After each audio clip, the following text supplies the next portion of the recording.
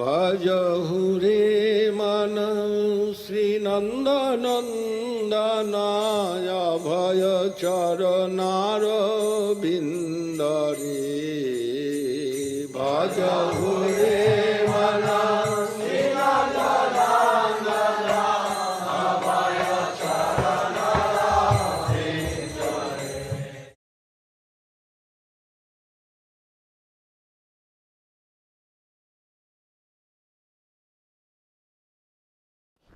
Jai Sparikar Shri Shri Guru Garanga Shri Shri Gandharvika Giridhari Ju Ki Jai.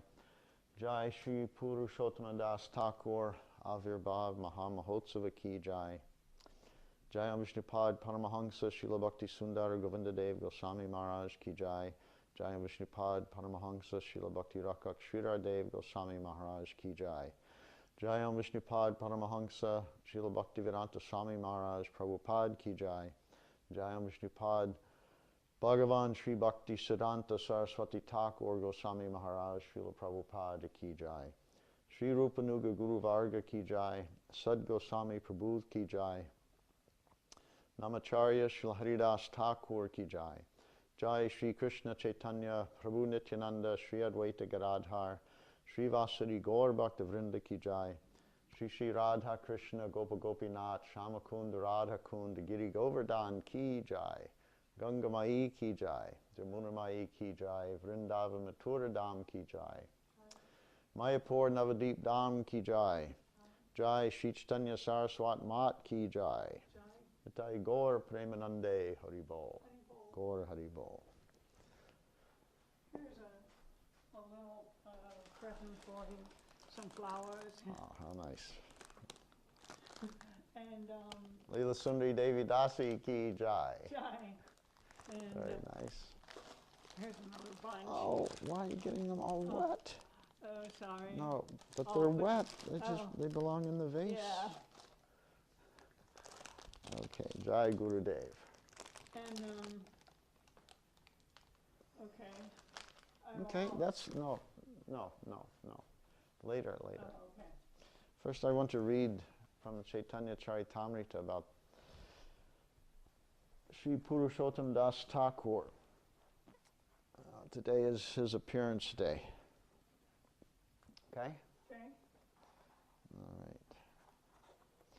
This is from the 11th chapter of the Adi Leela, Chaitanya Charitamrita. And this chapter is describing the devotees of Sri Nityananda.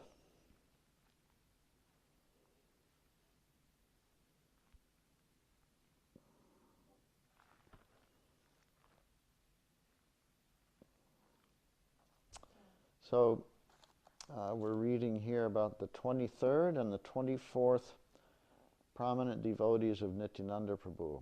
Sri Sadashiva Kaviraj Bada Mahashai Sri Purushottam Das Tanhara Tanai.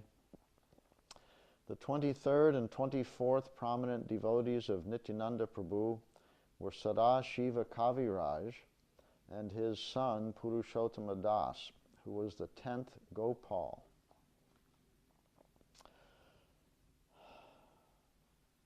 Ajanma Nimagana Nityanandera Charane Nirantara Balya Lila Kare Krishna Sane.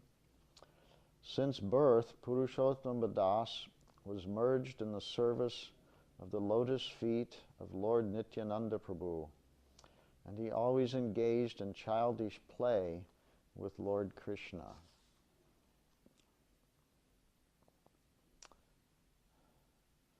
So the 23rd and 24th prominent devotees of Nityananda Prabhu were Sadashiva Kaviraj and his son Purushottama Das.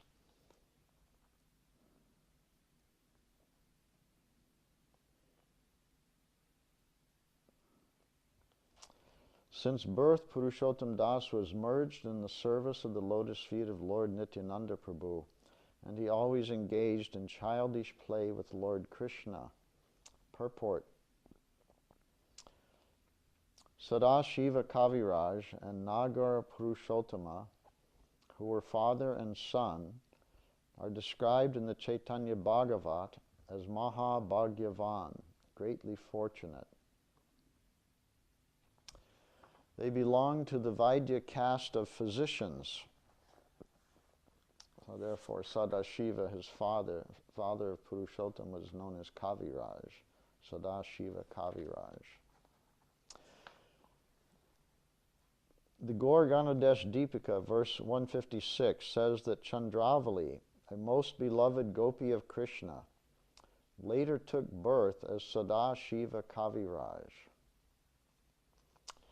It is said that Kangsari Sen, the father of Sadashiva Kaviraj,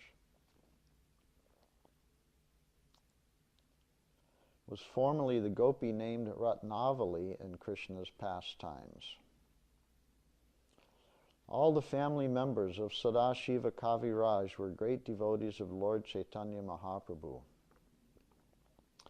Purushottama Dasa Thakura sometimes lived at Sukhasagar near the Chakadaha and Simurali railway stations. All the deities installed by Purushottama Thakur were formerly situated in Beledanga Gram, but when the temple was destroyed, the deities were brought to Sukhasagar. When that temple merged in the bed of the Ganges, the deities were brought with Janava Mata's deity to Saha Bedanga, Bedi Grama. Since that place also has been destroyed, all the deities are now situated in the village named Chandudgram, which is situated 1 mile up from Palapada, as referred to above. And the next verse, Tanra Putra Mahashaya Sri Kanu Thakur Yanra Dehe Rahe Krishna Premamrita Pura. Sri Kanu Thakur, a very respectable gentleman, was the son of Purushottama Dasa Thakura. He was such a great devotee that Lord Krishna always lived in his body. Purport. To go to the headquarters of Kanu Thakur, one has to proceed by boat from the Jikaragacha Ghat station to the river known as Kapotaksha. Otherwise, if one goes about 2 or 2.5 miles from the Jikaragacha Gata station, he can see Bodhakana, the headquarters of Kanu Thakur. The son of Sadashiva was Purushottam Thakur, and his son was Kanu Thakur. The descendants of Kanu Thakur know him as Nagara Purushottama.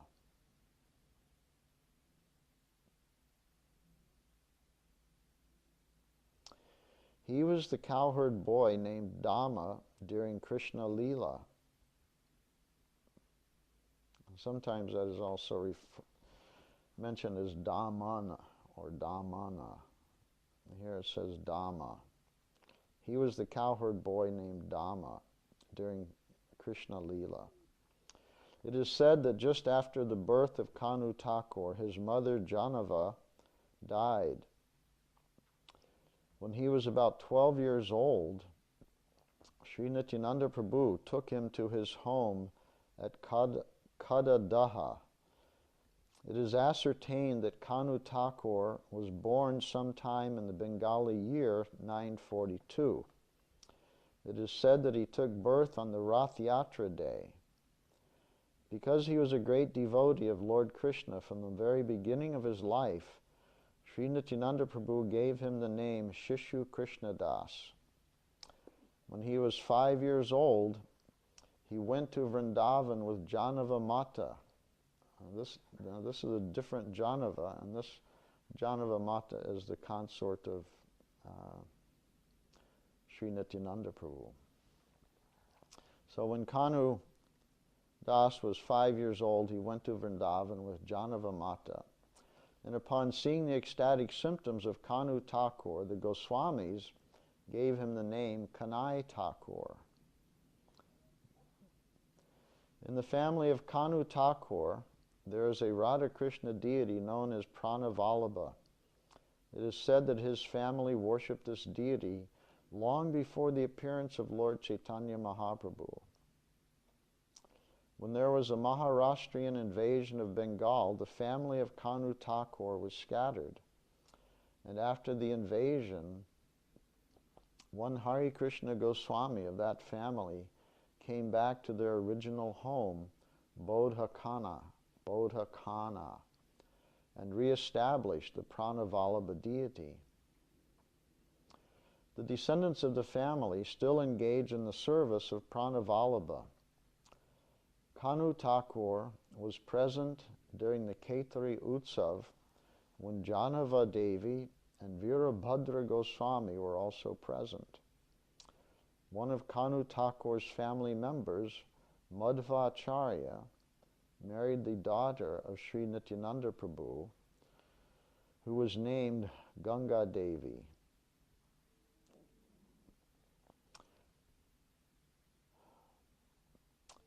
One of Kanu Thakur's family members, Madhvacharya, married the daughter of Sri Nityananda Prabhu, who was named Ganga Devi. Both Purushottama Thakur and Kanu Thakur had many disciples from Brahmin families.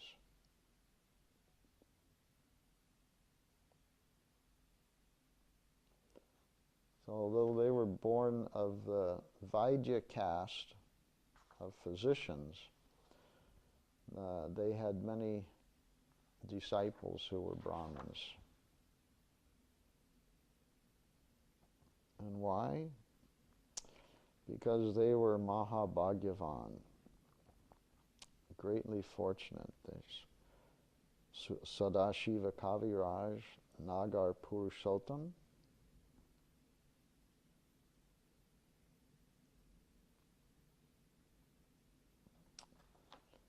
and Kanu Thakur. Both Purushottama Thakur and Kanu Thakur had many disciples from Brahmana families. Most of the disciplic descendants of Kanu Thakur now reside in the village named Gandabeta by the river Shilavati in the Midnapur district.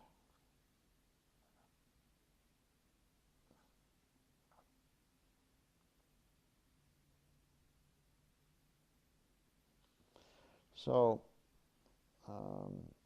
today is the appearance of Sri Purushottama Dasa Thakura, son of Sri Sadashiva Kaviraj, and his son, Purushottama Dasa Thakura's son, his name was Kanu Thakur. And all of these devotees, the whole family of Sadashiva, and his father also, not mentioned here, I've forgotten his name. I think his name is also Purushottam, but I'd have to check that to be sure. But a different Purushottam, obviously. So Sadashiva Kaviraj produced a son named Purushottama Dasa Thakura, and the Chaitanya Bhagavat, there's a verse that describes them as being Mahabhagyavan, greatly fortunate, because they were great disciples of Sri Nityananda Prabhu. And I think all of them were, Purushottama Das and Kanu, cowherd boys in Vrindavan Leela. Gaur Ganudesh Deepika, Sadashiva, the father of Purushottama Dasa Thakura, he was a gopi in Krishna Leela known as Chandravali. And I think this is Chandravali in the camp of Srimati Radharani. That's what I believe. I can't verify it at this moment.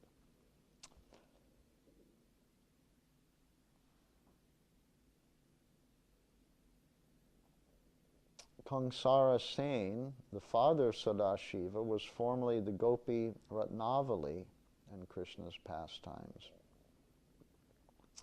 All the family members of Sadashiva Kaviraj were great devotees of Lord Chaitanya.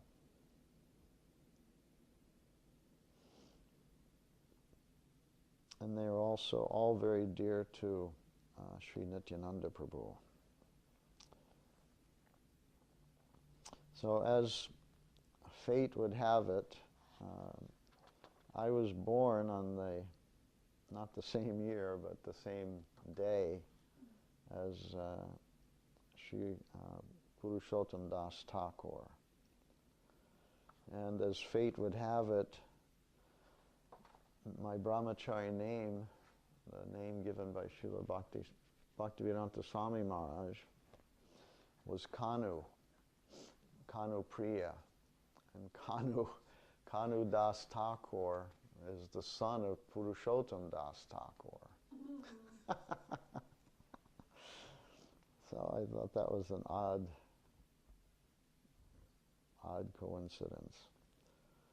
And the name Srila Sridhar Maharaj gave me is related to Kanu also, Bhakti Kanan Giri. So Kanu, Kanan, they mean the same thing. Well, they don't necessarily mean the same thing, but they refer to the forest of Vrindavan. Kana, Kanan, Kana means forest. So my brahmachari name Kanu, my sannyas name Kanan, Kanan Giri,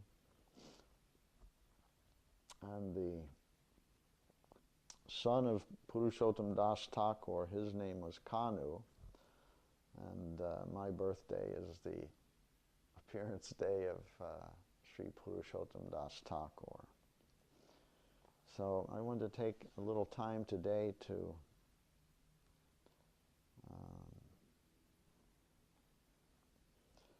speak of some of my good fortune. And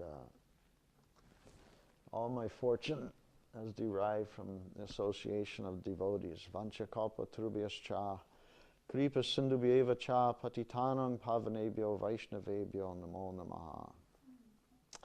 And my gurus, Om Jnana Timirandasya, Jnananjana Shalakaya, Chakshurunmilitam Jena, Tasmai Shri Gurave Namaha.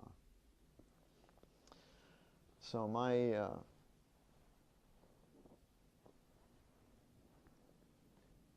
birth was not a very exalted one, not like that of Purushottama Das or Kanu Das Thakur.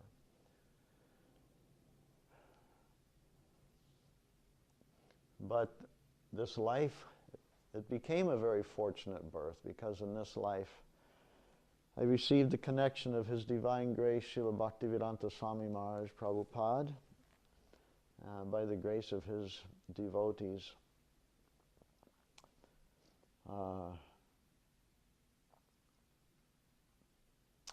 Hearing a little bit about the life of Srila Sridhar Maharaj, I was surprised to see that he joined Saraswati Thakur's mission at about the age of 24, roughly. And I was also, no, actually I think that's what he said, but he joined in 1927, so I don't know what his age was then. No, maybe 25 or 26, something like that. And I also joined when I was about 24, 25, 1974. Before that, I met the devotees so-called by chance, but is by the great fortune of given to me by His Divine Grace, Srila Bhaktivedanta Swami Maharaj, who believed so much in the urgency of spreading Krishna consciousness throughout the entire world, that he again and again, repeatedly and over again, urged and pushed and encouraged his disciples to do the real welfare work for humanity, which was encouraged and inaugurated by Sri Chaitanya Mahaprabhu. Yari deke tare kaha Krishna upadesh, amara gai guru hona tara edesh. Go and tell everyone you meet about Krishna. Krishna upadesh. Give them some instruction about Krishna. And Srila Bhakti Siddhanta Saraswati Thakur put this into a very practical and organized form through the mission of Sri Gaudiya Math. And Srila Sridhar Maharaj was speaking with some advocate, I think in South India, a follower of Ramanuja. And this man told him, Swamiji, and Srila Sridhar Maharaj said that he said in a very strong way that Swamiji, in my reading and understanding of the history of the acharyas, sadhus, the Vedic culture, that there was no organization. And at this time, Srila Sridhar Maharaj was a member of Gaudiya Math, which was an established organization, established by Srila Saraswati Thakur.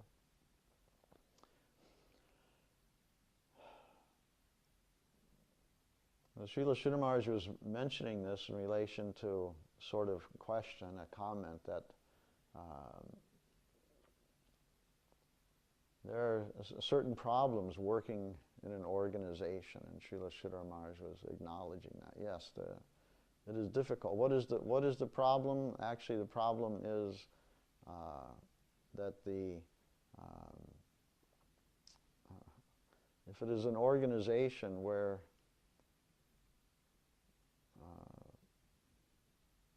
anyway, there are many problems in an organization.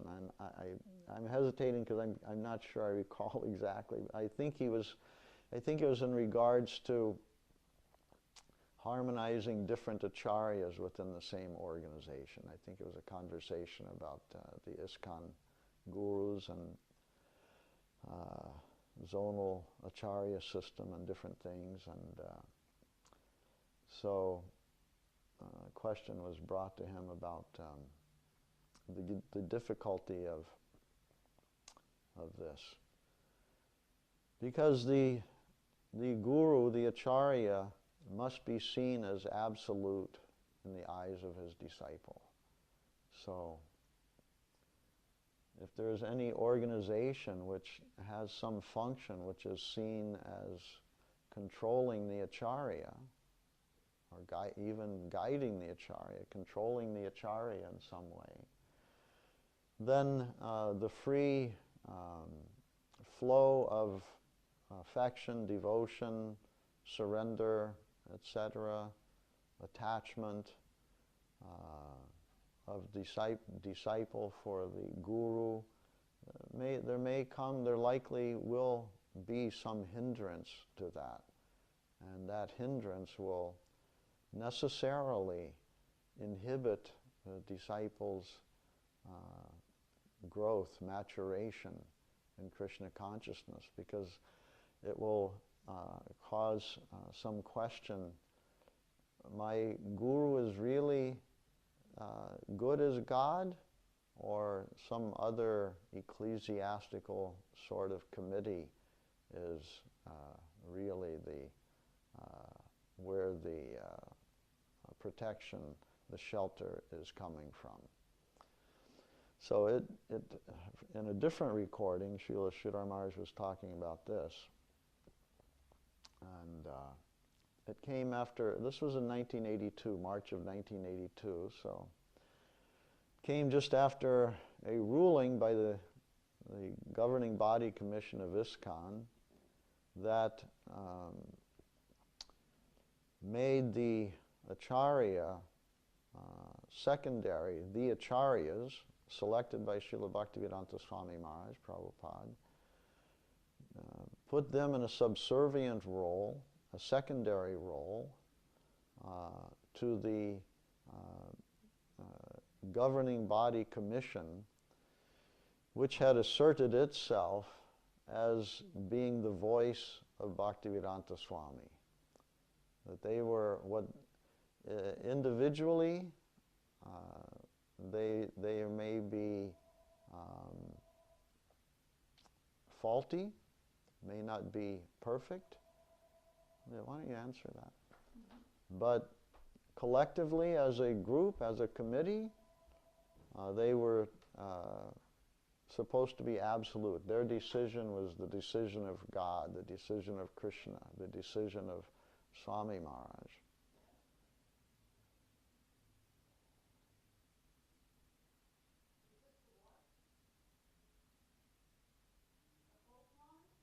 And of course, Srila Swami Maharaj didn't even consider himself to be absolute or perfect.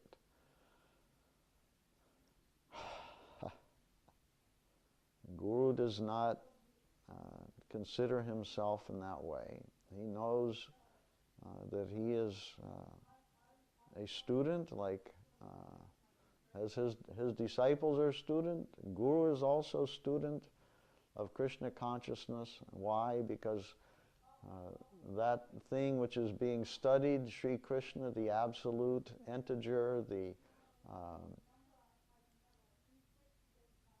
one unique supreme personality of Godhead, who is one without a second, but who is unlimited and inconceivable, achintya, adhoksaja, beyond the plane of our experience, inconceivable by us. All of these things, that Sri Krishna, the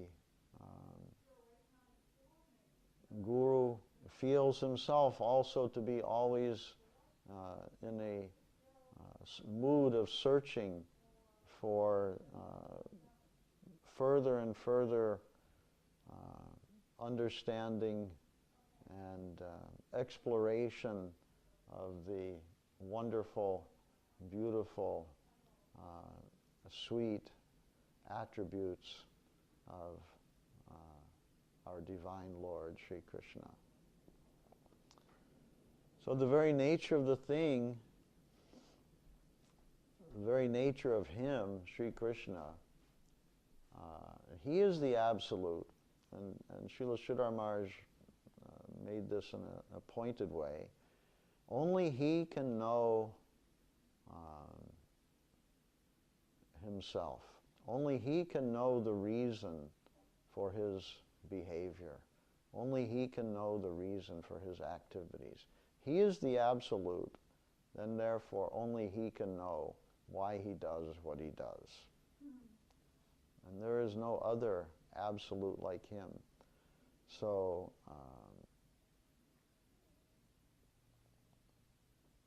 that is his supreme position.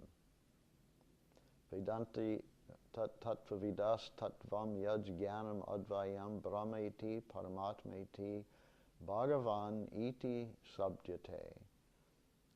Vedanti tattva vidas tattvam yaj jnanam advayam brahmeti paramatmeti bhagavan iti sabdyate.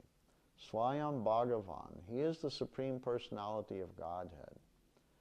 So this idea of Godhead. Back to Godhead. Srila Prabhupada, Swami Maharaj, used this term back to Godhead as the masthead for his magazine, Back to Godhead magazine. Was he the originator of that term, back to Godhead? And therefore we can't understand the meaning except what we speculate back to Godhead means, that we were with Godhead and now we're here. So we were in Goloka. Godhead means where Goloka is situated, where he is situated within Goloka. Swayam Bhagavan, Sri Krishna, he is in Goloka. So back to Godhead means we fell from Goloka, we came to this mundane world, fallen Nitya Siddha Bhaktas, eternal associates of Krishna. And we became somehow unhappy, disturbed, covered by illusion, covered by false ego, covered by envy, jealousy of that Supreme Personality, the beautiful Absolute. The misconceived notion is that something like that happened, and so therefore we fell. We fell from Goloka, we fell from grace, being covered by illusion, by mundanity, etc., etc. Those things which never touch cannot possibly touch the spiritual world, the domain of Bhagavan Sri Krishna. There is no trace of any inebriety in that world. All is perfect. There is nothing imperfect, no trace of Maya, Mahamaya, the illusion of this material world. There's no trace of it there. So from that standpoint alone, it's inconceivable and impossible that one could fall where there's, from that land, that place where there is no chance of falling. Adhoksaja. The plane of Adhoksaja means that which does not fall. Unfallen. It's the plane of Adhoksaja. And actually it's even beyond Adhoksaja. It is aprakrita, without any material qualities. Aprakrita, no mundanity, no material quality, not present there. Impossible. The existence of exploitation, mundane qualities in the pure transcendental realm of the sweet, absolute, transcendental personality of Godhead, Sri Krishna, it's impossible that any such quality, which is not pure Krishna Bhakti, could exist there. It cannot. It is not allowed. Maya, keep out. How will Maya get there? How will Maya even cross over the Viraja? To enter into the halo of the spiritual world. Even that is also pure consciousness. So how will Maya enter there? So at any rate, that idea, back to Godhead means, oh, I was there and I'm going back. And that's Prabhupada, Swami Maharaj's masthead for his magazine, Back to Godhead. So the meaning must be that I was from Goloka and I somehow came here, and when I go back, then my position will be final. But it wasn't final before. Before it was temporary, but this time when I return, I'll be finally situated there. I'll never have to return to the mundane world again. So that was never the meaning of Back to Godhead, as intended by Srila Bhakti Siddhanta Saraswati Thakur, who originated the term. And Srila Sridhar Maharaj explains how that was originated, that there was a pamphlet produced by Srila Bhakti Siddhanta Saraswati Thakur. I forget the name of it. It seems like it was Gaudiya something, but I forgot now. And anyway, some small pamphlet, and he used the expression back to home. Back to home.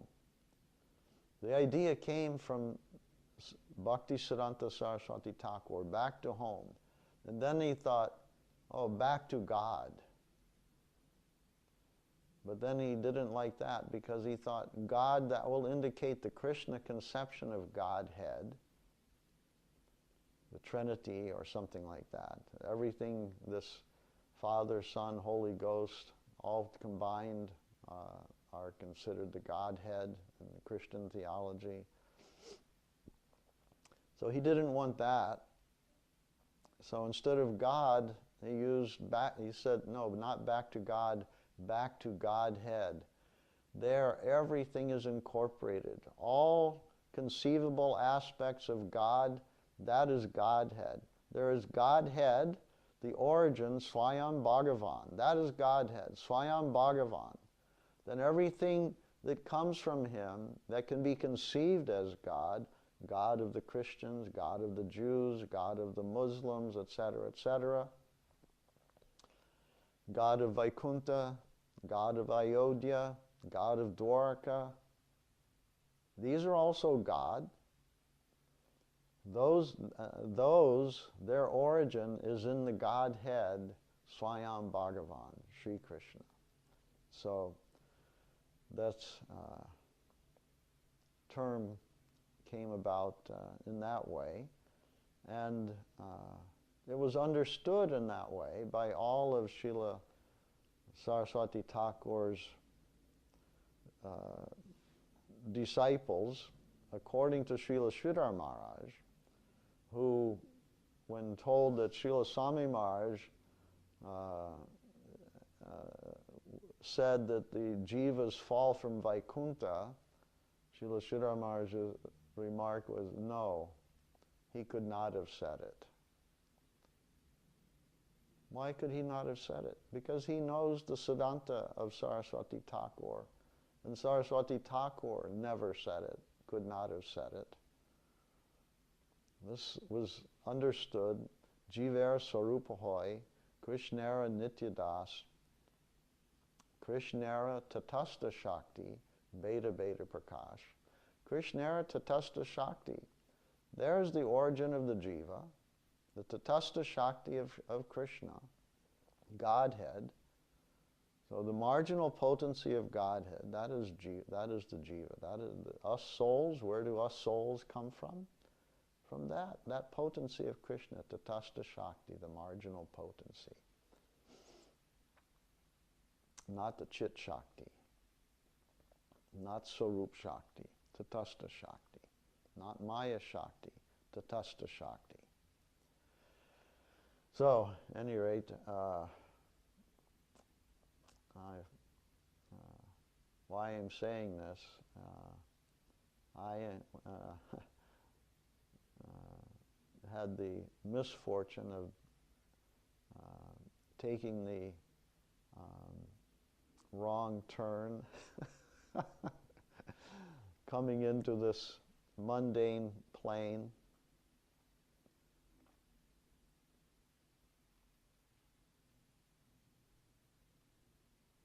From Tatastha Shakti, not from Goloka. From the Tatastha Shakti, one may go to either side. Down, we conceive of as down, is no down, it's out.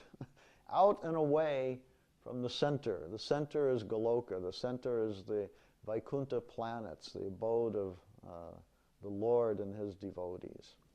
And away from that is darkness, Maya Shakti, darkness. And but what is appealing about the darkness is that there is some opportunity to forget ourselves, to forget that we are under always the control of the Supreme Lord. And we may think, I am the controller of others. I am the controller. What a wonderful sound. I am the controller. So it sounds so sweet to the ears. I am the Lord and Master. I am the landlord. I am the Lord and Master of all I survey. All that I see in front of me, it's all my land. Like Bonanza. You remember that? Bonanza? So it's just giant, everywhere anyone would look, the Cartwrights, this family, this Western family that had this giant acreage, wherever they would look, it was all theirs. They were the Lord and Master of all that they saw in front of them. Of course, if they actually were, then there would have been no television show, because the television show was always about problems that they had with all that they were the masters of. Because always some trespasser, someone stealing their cows, and all these kinds of things. So someone was, anyway. So they weren't really Lord and Master, but they got the illusion of thinking they were Lord and Master. Later, there was actually such a place in Texas called the King Ranch. The King Ranch was like that. Miles and miles and miles of land all owned by one person. It would take a day to drive from one side of it to the other. Wow. Yeah. So someone may own something. Someone may be the king of Saudi Arabia or the king of Siam or whatever. And then he may think, oh, I am Lord and Master of all I survey. Oh, how appealing. What a nice thing. So that opportunity is there for the jivas, and unfortunate as I am, I took that opportunity to associate with that sort of consciousness that would cause me to think that I am the Lord and Master of all I survey. Then that was all some thrown into turmoil as I matured a little bit from youth. Actually, my thinking, I thought about this a lot, even in my very early youth. What am I really, and what am I but some tiny, insignificant thing?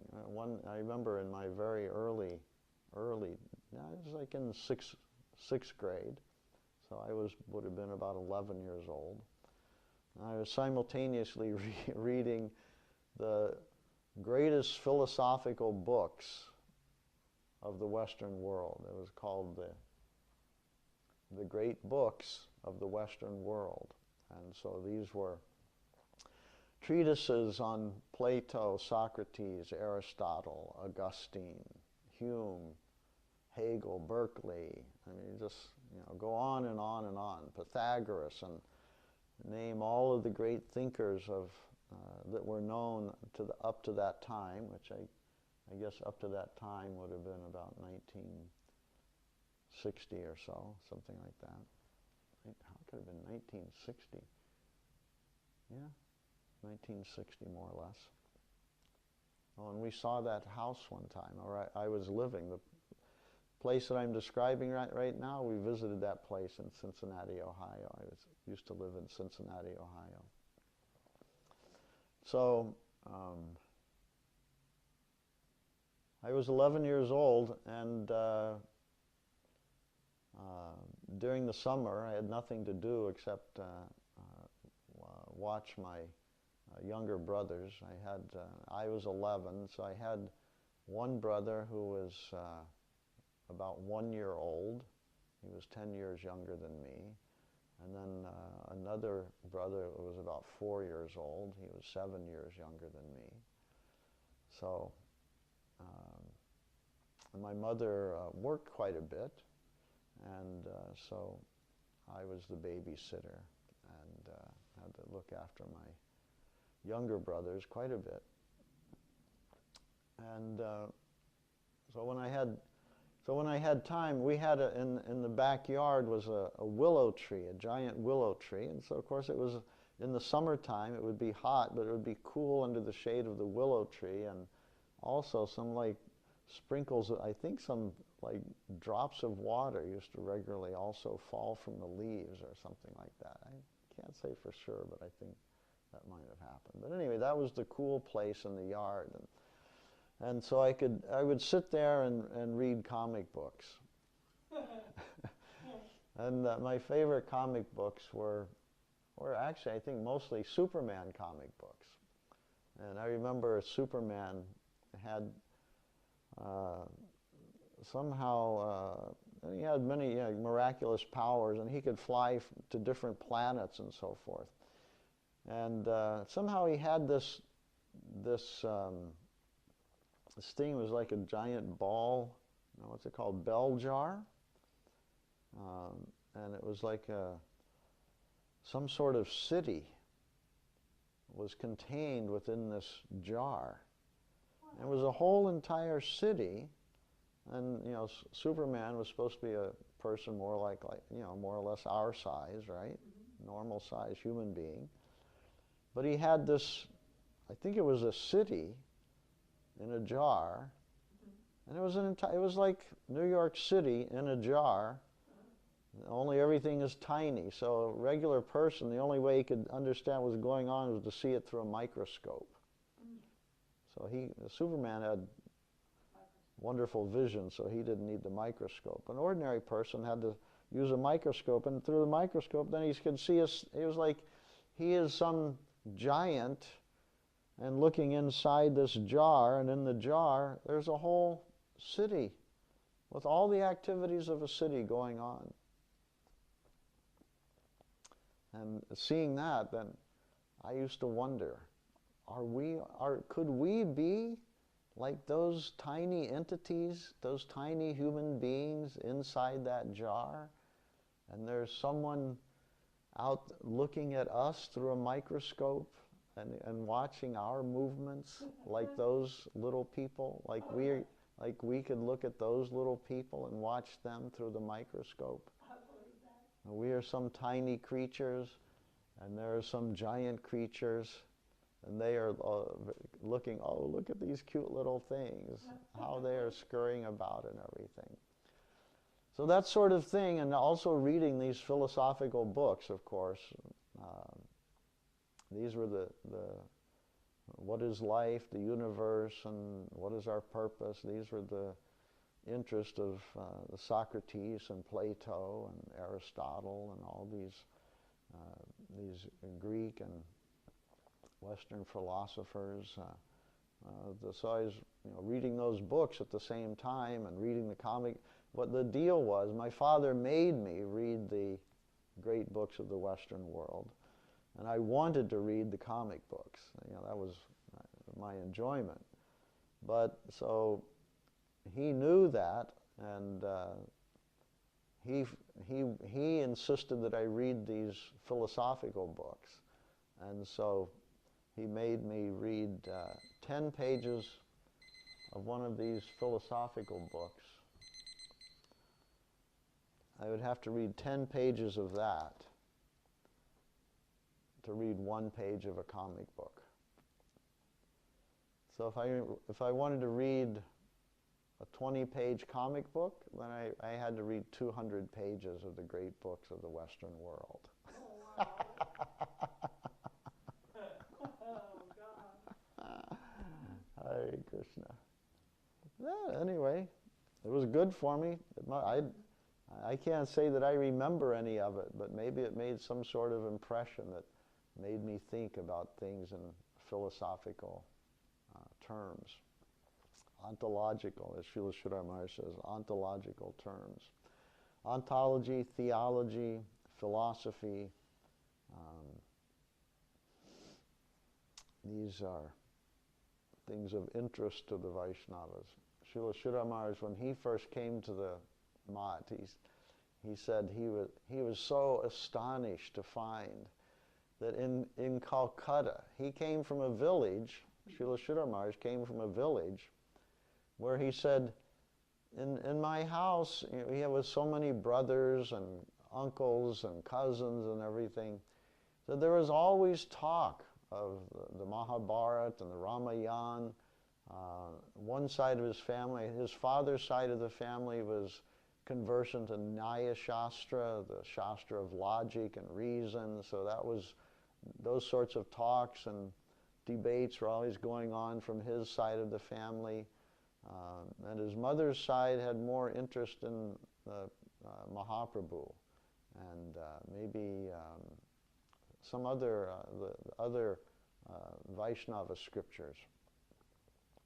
So both sides were there, both like life and precepts, philosophy and the life of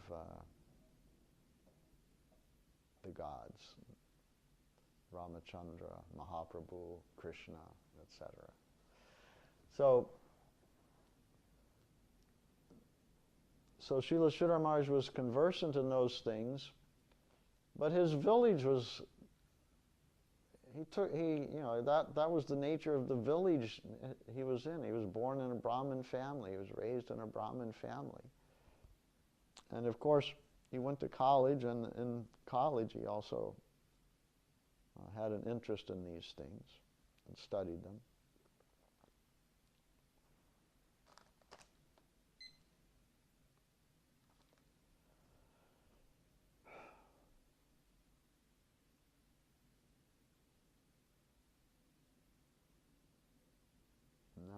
Now I got a little distracted. Why am I talking about that? Srila Sridhar Maharaj.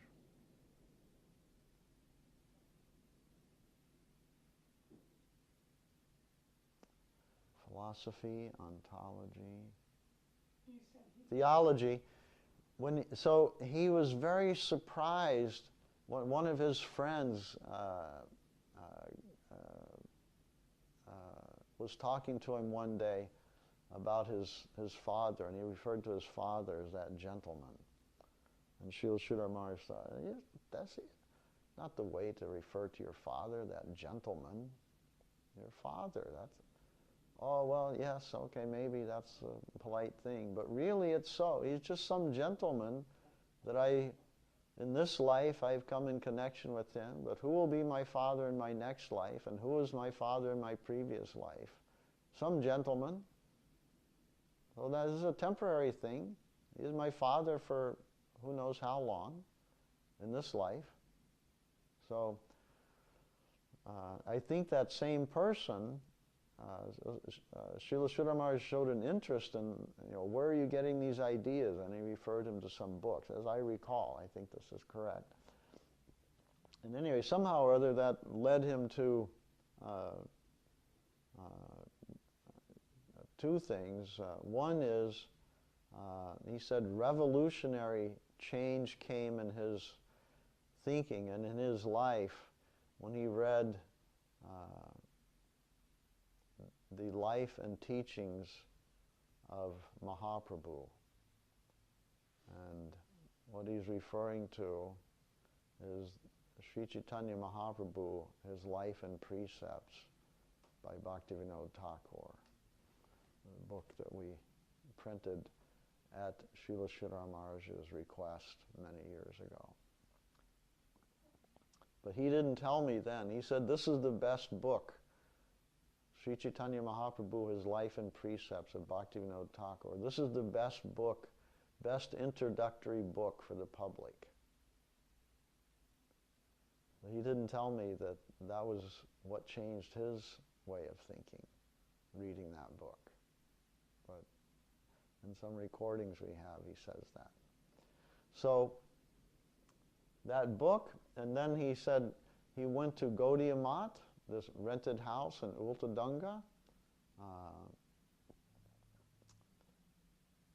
where he said he was very surprised to find that whenever there was any talk, any philosophical talk or discussion of the scriptures, then everyone was very interested.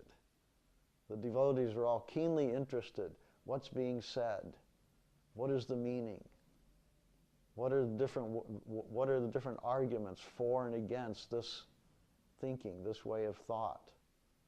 He said, so he was very, very surprised. He thought that I'm in Calcutta. I'm not in some Brahmin village or something of that nature. I'm in Calcutta. And There's actually a place. It was beyond his belief. There's actually a place here where these sorts of discussions are the primary discussions, where whenever anything is brought up about the holy scriptures of India, the Vedas, then there's a keen interest. Oh, what is being said? So he found that very remarkable. But he was talking about, oh, these were the types of persons who were the followers of Saraswati Thakur.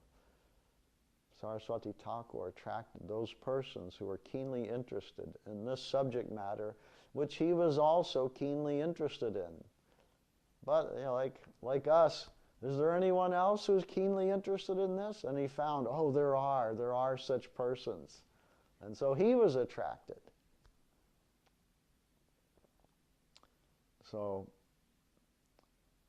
organized religion. In the ancient India and previous times, religion was not going on in an organized way. But Srila Maharaj remarked to this advocate, Sango Shakti Kalo Yuge. And he said this was what we heard from our Guru Maharaj. It's a verse from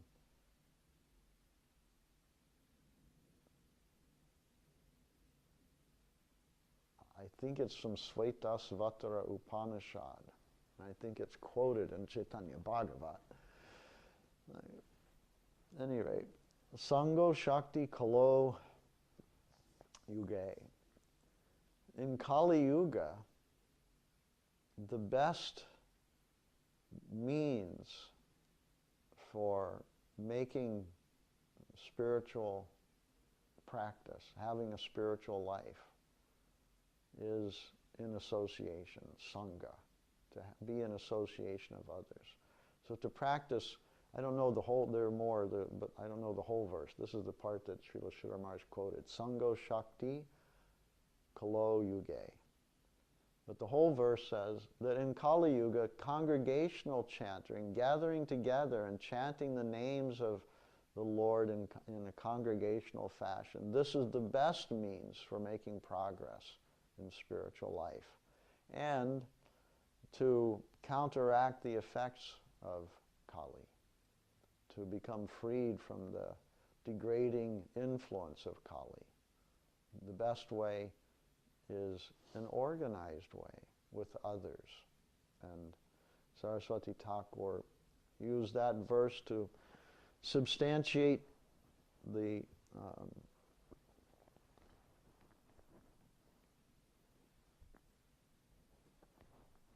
organization he had made, Sri Gaudiya Math. Organized for what? To propagate the chanting of Hare Krishna mantra, to propagate the teachings of Sri Chaitanya Mahaprabhu,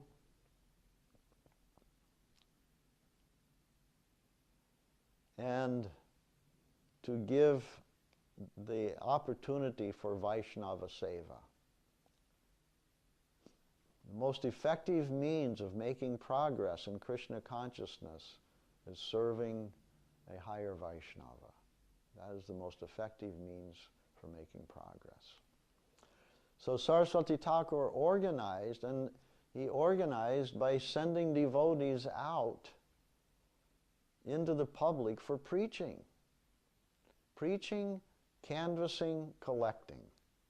These were the main functions of his society. Preaching, organizing preaching in many different ways amongst the intellectuals, gathering through having meetings of respected persons, intellectual groups, speaking in front of intellectual groups, theological groups, etc.